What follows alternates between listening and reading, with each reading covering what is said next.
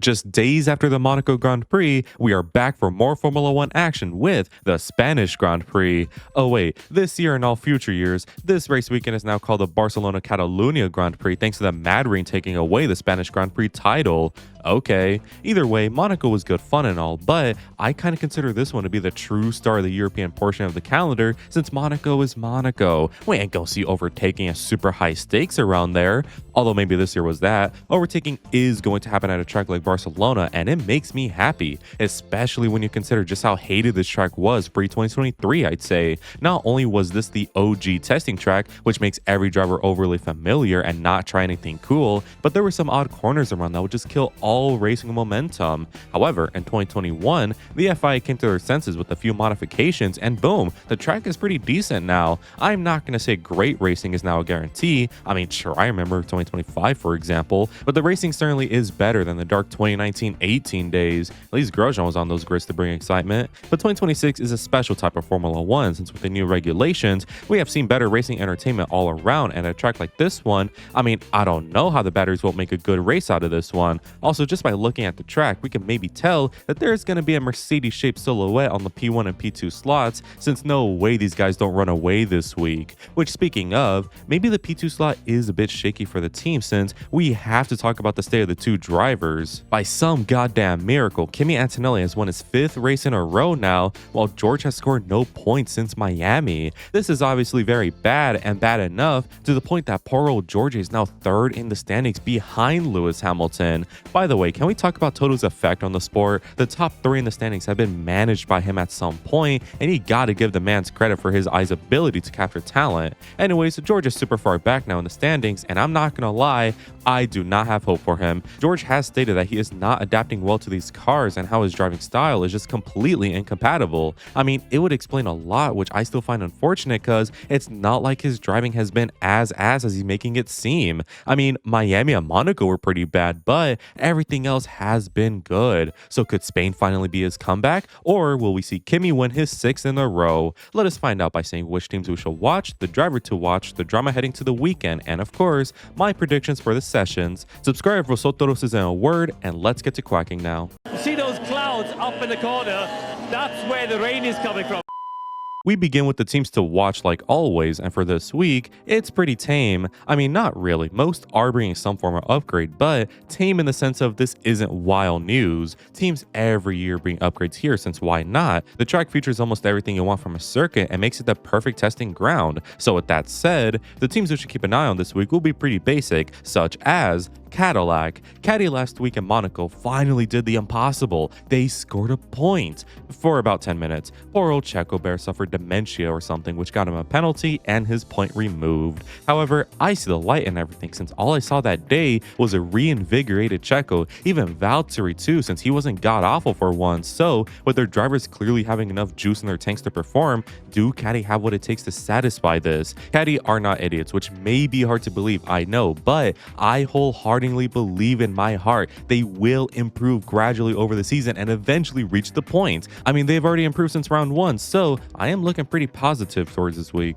Next is Williams, who are kind of confusing me. Actually, not really. On one hand, their car is so god-awful. It's like watching ground effects again. Everything about their Williams car looks so boaty and heavy and just terrible to watch. But even through all of that, somehow these lot have scored points just like in Monaco last week. They could have had double points too if it weren't for Sainz getting double penetrated. So now I ask, where the hell are they? Are they ass? Are they underrated? Are they good? Well, I believe they're somewhere in the middle. Car-wise, oh boy are they terrible, but they have a good enough strategy team to always find themselves near the points, if not scoring them. So with small upgrades here and there, they could be very lethal soon if the upgrades work, of course. Barcelona won't be a big jump yet, but could be a big enough one to where maybe they don't need chaos to reach P10 or just about. Next is Haas, who seriously need a good care package. They did score points in Monaco with Esteban, who somehow clawed his way to P9, but let's not forget half the grid dying and half the grid getting jailed. They were not natural points, and it kind of worries me considering Gasly nearly got a natural top 5.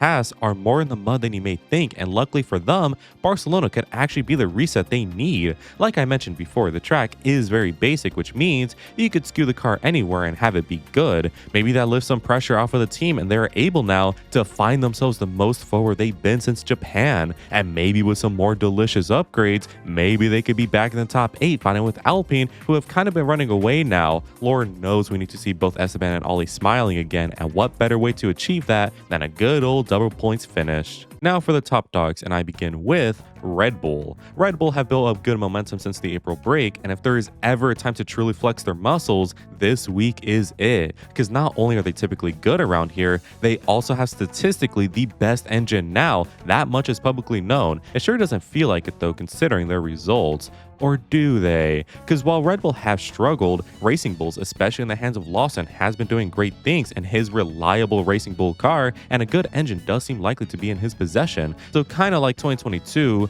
Red Bull needs to pray to the reliability gods that they can, be reliable again. Max loves this track. Isak got P7 here last year. I actually think they could be a thorn in the sides of the potential winners. Which, speaking of, finally, I have McLaren, who, yes, I believe they have a chance to win. They have brought their big upgrades for the most part already, but a few minor upgrades can be expected here in Barcelona that should give the team more performance they need. But the main reason why I think McLaren could be quite good is because the car loves this place. In 2023, 24, 25, McLaren have done wonders here in years past, and I see this year as much of the same. Of course, I still expect Mercedes to win, but I wouldn't be surprised if McLaren give them a fight or just win outright. There is the unreliable shape problem we must address, but surely they won't die again this week, right?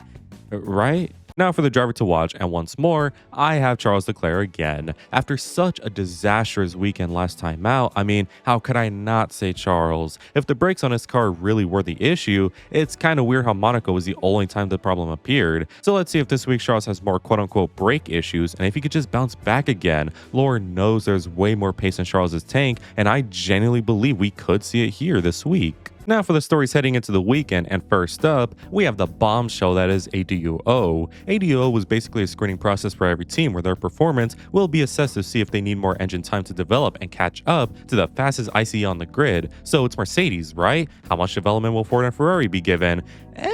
Red Bull Ford were actually found to have the best ICE on the grid, with Mercedes getting 2% development time and Ferrari 4%. Unless your government name is James Not Applicable, no one saw this coming, since are we talking about the same Red Bull? They have been nowhere, yet they possess the fastest engine. Okay, I guess Liam is doing the heavy lifting, ironically. So Mercedes and Ferrari will get more ICE power in the coming months, which, by the way, let's talk about the genius of Total Wolff. He makes a loophole the FIA find legal for once with the compression ratio, allowing for more engine power without directly affecting the ICE and battery. He builds a car with a fantastic chassis and aero work, which, while not the best, is good enough to be a very fast car. And then he has an almighty driver lineup of George Russell and generational Kimi Antonelli, and now a 2% increase to engine power coming soon. The man is too good at this sport, I fear. Someone who wishes he was, though, is Charles Leclerc, since next up, we have his contract. I'll keep this short since I'm going to make a video about this soon, but Charles re-signed his contract with Ferrari until at least 2030, which confused us all. Nothing has come out of Charles at the team since 2019. It has been 7 years of mediocrity, yet he still thinks something can come out of it. Maybe he sees something we don't know, but personally, I would have left in 2023, since it's clear even when Ferrari have the best car, they don't have the mentality to win. And I'd even say Charles doesn't have it either, but again, stay tuned for the future video.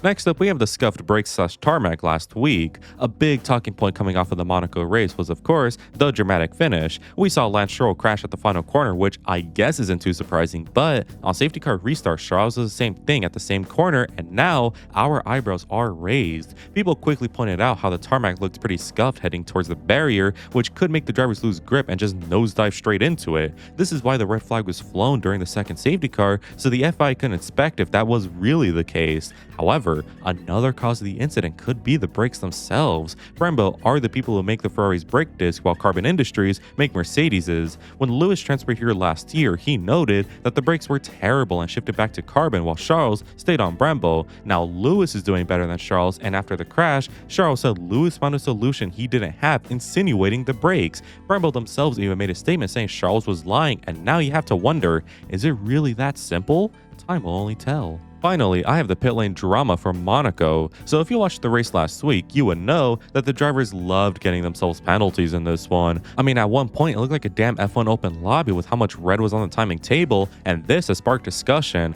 All drivers who got a penalty got one because they sped in the pit lane. By how much, you ask? By approximately 0.1 kmh, which seems very fishy. They all happen to speed by the same number?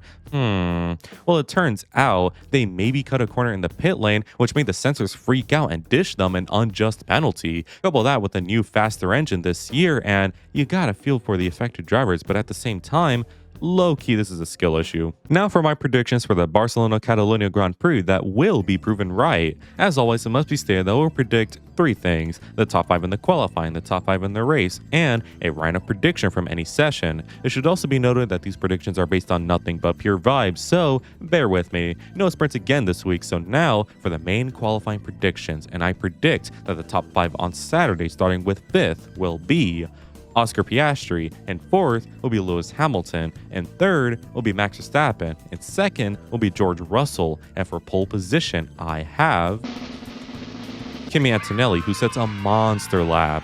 Now for the race predictions, and starting with 5th, I have Lewis Hamilton, and 4th, I have Charles Leclerc, and 3rd, I have Max Verstappen, and 2nd, I have Kimi Antonelli, and the winner of the 2026 Barcelona Catalunya Grand Prix is George Russell, who bounces back finally. Time for my random prediction, and I think in the race, we will see McLaren DNF, who just can't catch a break with reliability. Also remember, for a chance to appear in the winners and losers, go join my Discord to make your predictions. So that was my weekend preview for Barcelona. Overall, I am pretty hyped for this one, since I think a track like this one will make for some good moments in these cars. Will we see diabolical super clipping here? Absolutely, but at least the racing will be good even past the big ass straight. Anyways, I want to give a quick shout out to all my Rizal flock for the continued support, and make sure to join if you want cool benefits as well as just helping me out. Anyways, if you enjoyed today's video, make sure you leave a like and subscribe since it really helps me out. Make sure to let me know in the comments what your predictions are, and as always, have an amazing day. Good weather for the duck.